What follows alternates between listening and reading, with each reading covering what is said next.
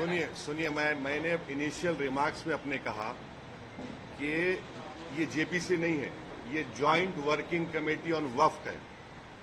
Joint working committee on Waqf amendment bill में जो भी होता है, जो भी निर्णय होगा, वो हम पब्लिकली नहीं बोल सकते। वो हम पार्लियामेंट रूल्स प्रोहिबिट करते। वो अंदर जो भी होगा वो चेयरमैन साहब और मेंबर्स डिसाइड करेंगे। वो लिखे हैं तो ये देखिए, मैं आपको बता रहा हूं, पार्लियामेंट की स्टैंडिंग कमेटी हो, पार्लियामेंट की सेलेक्ट कमेटी हो, पार्लियामेंट की ज्वाइंट पार्लियामेंट्री कमेटी हो, पार्लियामेंट की ज्वाइंट वर्किंग कमेटी हो, पार्लियामेंट की बिजनेस एडवाइजरी कमेटी हो, इन तमाम कमेटीज में जो भी अंदर जो होता है वो हम नहीं बोल सकते। आप मेरे को चाह रहे हैं कि कोई लेटर लिखा चेयरमैन को, वो कमेटी का हिस्सा हो गया। अभी हम उसको कमेटी में बात करेंगे या नहीं करेंगे, वो कमेटी का चेयरमैन तय करेगा, हम तय करेंगे।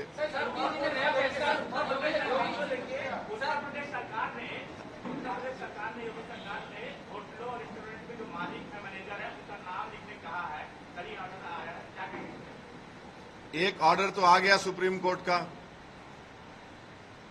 एक ऑर्डर तो सुप्रीम कोर्ट का आ गया।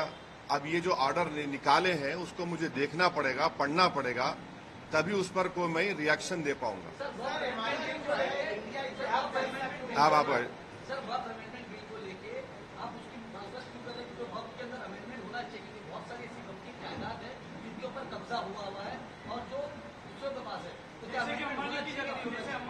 तो सुनिए, अभी देखिए, नहीं आप अच्छा, आप सब पूछ लीजिए। आप वहाँ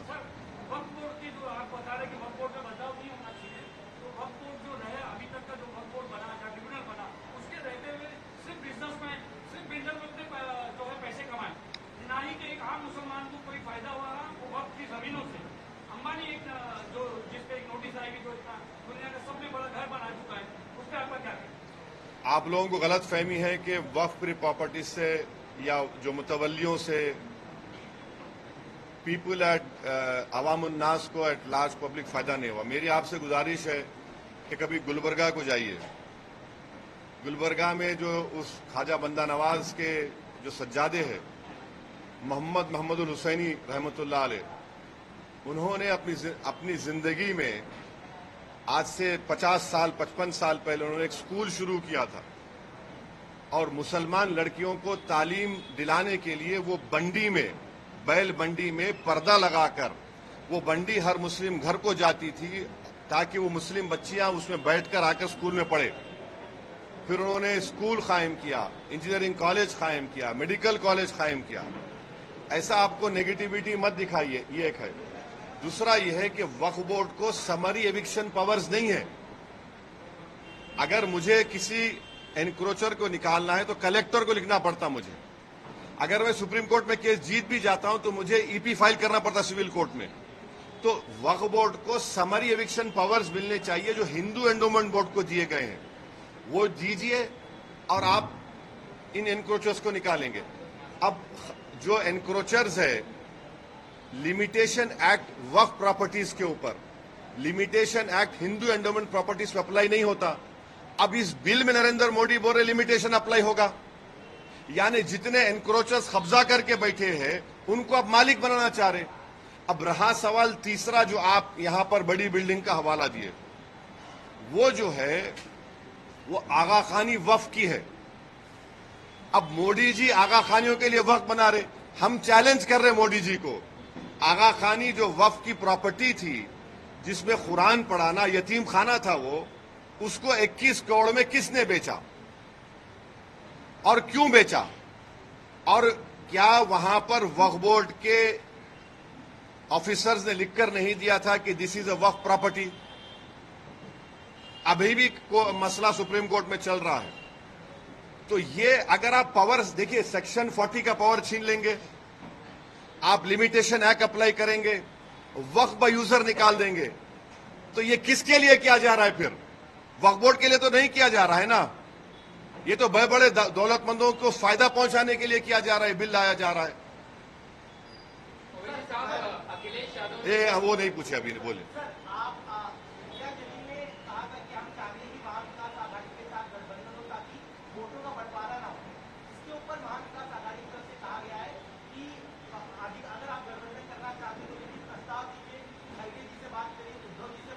एक बात, इम्तियाज जलील साहब ने लिखकर एक प्रस्ताव भिजाया है कांग्रेस के महाराष्ट्र के अध्यक्ष को और एनसीपी के अध्यक्ष को, उन्होंने लिखकर भिजाया है। मैं इतना ही कहूंगा, अब वो उनको डिसाइड करना है। इससे जुड़ी हुई एक बात आपसे करना चाह रहा हूं, जो इम्तियाज जलील की लीडरशिप में जो प्रोसेशन, जो गाड़ियों का काफिला औरंगाबाद से निकला, उसमें तो इम्तियाज जलील ने हर जिले के कांग्रेस, राष्ट्रवादी और समाजवादी, इन तमाम के जिले के लीडर्स को से उनके बड़े अध्यक्ष को लेटर लिखा कि आप आइए, इसमें आप आकर इसको ज्वाइन करिए, ये कोई पॉलिटिकल प्रोटेस्ट नहीं है, आप इसमें शामिल हो जाइए। कोई नहीं आया भाई। इतने एमएलए, मुस्लिम एमएलए जीत कर आए कांग्रेस पार्टी से, उनको आना चाहिए था भाई। ये तो एमआईएम का फंक्शन नहीं था, ये तो जो उस शख्स ने हमारे प्रॉफेट मोहम्मद सल्लल्लाहु अलैहि वसल्लम के खिलाफ जो अनाप शनाप बकने की कोशिश की, और फिर एक बीजेपी का एक विधायक है जिसने अनाप शनाप भाषण दिया, उसके खिलाफ एक प्रोटेस्ट हुआ था। अब उसमें भी नहीं आते। तो मैं अब फिर से उनसे रिक्वेस्ट कर रहा हूं कि अब जब सेकेंड फेज ऑफ प्रोटेस्ट होगा महाराष्ट्र में, मुंबई में, उसमें आप लोग आइए, आप लीड करिए, हम आपके पीछे खड़े होने तैयार हैं। ये तो नामूसे रिसालत का मसला है ना। ये तो प्रॉफेट मोहम्मद सल्लल्लाहु अलैहि वसल्लम के खिलाफ जो किसी ने बकवास बकने की कोशिश की, तो ये उनको देखना, जनता देख रही है इन लोगों को। आप आ ही नहीं रहे प्रोटेस्ट में। और जो लोग बोल रहे थे प्रोटेस्ट वायलेंट होगा, वायलेंट होगा, उनको तो चुल्लू पर पानी में डूब मरना चाहिए, बेशर्मों को। वो जो प्रोपेगेंडा कर रहे थे कि वायलेंस हो जाएगा, वो हो जाएगा, ये हो जाएगा, अरे बेशर्मी की हद कर दिए, झूठ की हद कर दिए। 10,000 गाड़ियां निकली और 10,000 गाड़ियों में से पूरे पीसफुल गए। एक दो जगह पर उनको आईने फोड़े गए गाड़ी के, फिर भी हम लोग प्रोवोक नहीं हुए। मैं सलाम करता हूं, मैं तो सलाम करता हूं उन तमाम लोगों को जो सिर्फ प्रॉफेट मोहम्मद सल्लल्लाहु अलैहि वसल्लम के बारे में जिस शख्स ने बकवास बकी और रूल ऑफ लॉ के अपहेल्ड करने के लिए संविधान को तिरंगा लेकर निकले, इन लोगों को नहीं आते। तो अब मैं क्या करूं इसके बारे में? मगर जनता देख रही है, दुनिया देख रही है। आप ये बात एक आता हूं। हाँ, हम भी डटे हुए हैं। हम कहां डटे हुए नहीं है? आपको क्या लग रहा है? जितना हम डटे हुए हैं उन तो वो तो हटे हुए हैं, वो तो डरे हुए हैं, हम तो डटे हुए हैं। हाँ, अभी उनका सवाल हुआ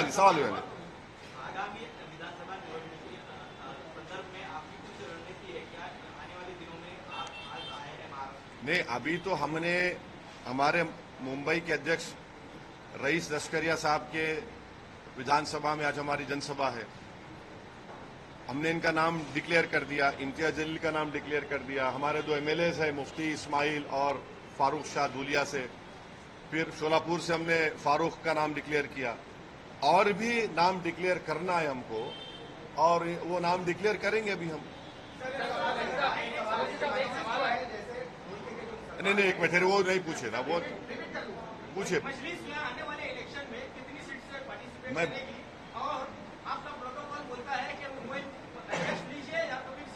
हम किसका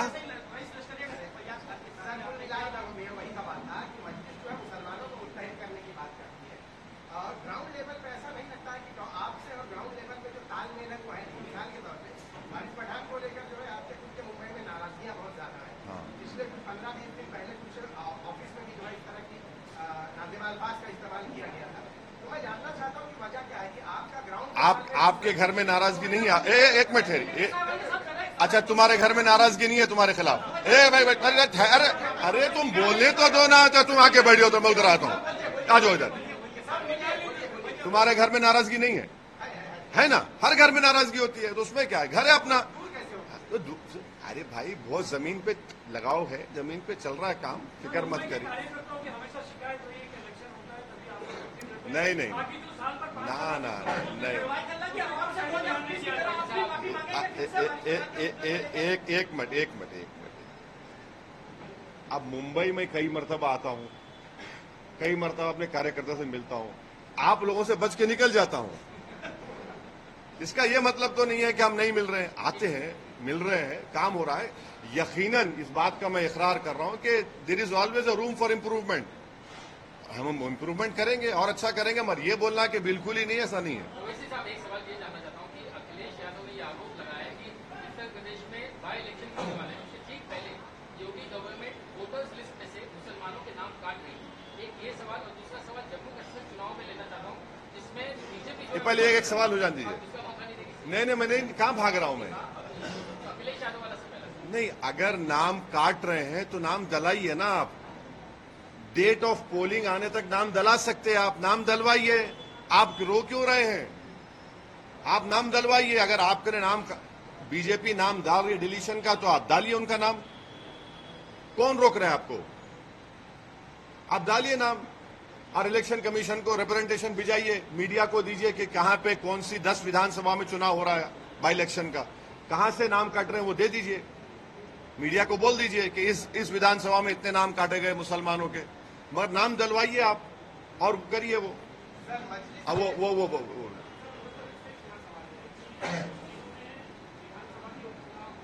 कहां पे? हाँ,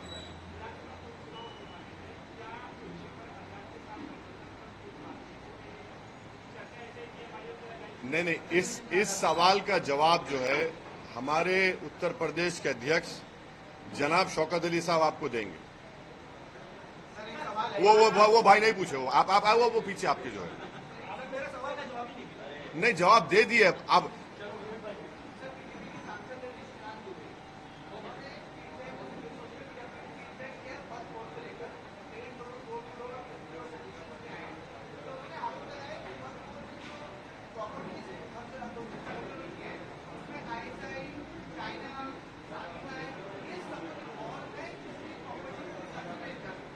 वो क्या बोल रहे? आईएसआई, चाइना, हाँ, और ये लोग क्या कर रहे हैं? अच्छा, किसके नाम पे कर रहे हैं वो लोग? किसके नाम पे कर रहे हैं? नहीं, किसके नाम पे तो करना। नहीं, अरे मैं जवाब, किसके नाम पे तो करना पड़ेगा ना। क्या चाइना के नाम पे रजिस्ट्री होगी भारत में? नहीं, अरे वो बोल रहे हैं वो, अरे नहीं, वो बोल रहे हैं कि प्रॉपर्टीज अपने नाम पे कर रहे हैं। चाइना के नाम पे रजिस्ट्री तो नहीं होगी भारत में। हाँ, एक जगह पे हो गई, डेमचौक डेमसांग में 2000 स्क्वायर किलोमीटर पर चाइना कब्जा करके बैठा है। ऑल वेदर रोड्स बना चुका है। चाइना वहां पर जो स्ट्रक्चर्स बना रहा है अपनी आर्मी के लिए, ऑल वेदर, उसमें माने हीटिंग है, वहां पर खाने का इंतजाम है। हम आज भी चैलेंज कर रहे नरेंद्र मोदी को, अगर हम झूठ बोल रहे तो नरेंद्र मोदी आपको, मीडिया के लोगों को लेकर जाइए डेमचौक डेमसांग में और सुनिए। 1 साल पहले एसपीज की कॉन्फ्रेंस हुई थी जिसमें लद्दाख के पुलिस कमिश्नर ने कहा था कि 65 पेट्रोलिंग पॉइंट्स में से 25 पेट्रोलिंग पॉइंट पर हमारी आर्मी और पैरामिलिट्री फोर्स वहां पे पेट्रोलिंग नहीं कर सकती। वो जो पिक्चर में तालाब दिखा था ना, वो मशहूर पिक्चर था, वो नाम याद नहीं आ रहा, देखता नहीं हूं मैं। वो तालाब को आप नहीं जा सकते अभी। वो तालाब को खाली आपको टीवी में देखना पड़ेगा। आधा तालाब चाइना ले लेके चला गया। तो ये सुनिए, तो हमारे जो दोस्त लेटर लिखे हैं उनको तो डेमसांग डेमचौक के बारे में बात कर।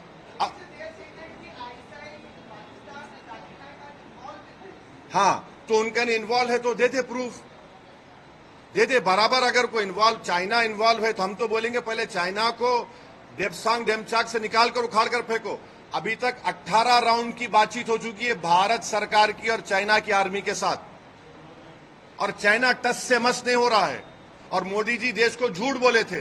क्या बोल, सुनिए, सुन तो लीजिए, क्या कहा था? ना घुसा है ना घुसेगा। 18 राउंड की बातचीत क्या बिरयानी खाने के लिए की जा रही है चाइना से? तो अरे भाई, आपके ने प्रूफ है तो देखिए ना। मेरे को क्या करना है चाइना आईएसआई से? मैं ये कह रहा हूं चाइना तो कब्जा करके बैठा है और पीओके में पाकिस्तान कब्जा करके बैठा है, निकालिए उसको वहां से। आप तो बोल दिए हैं, निकालिए ना।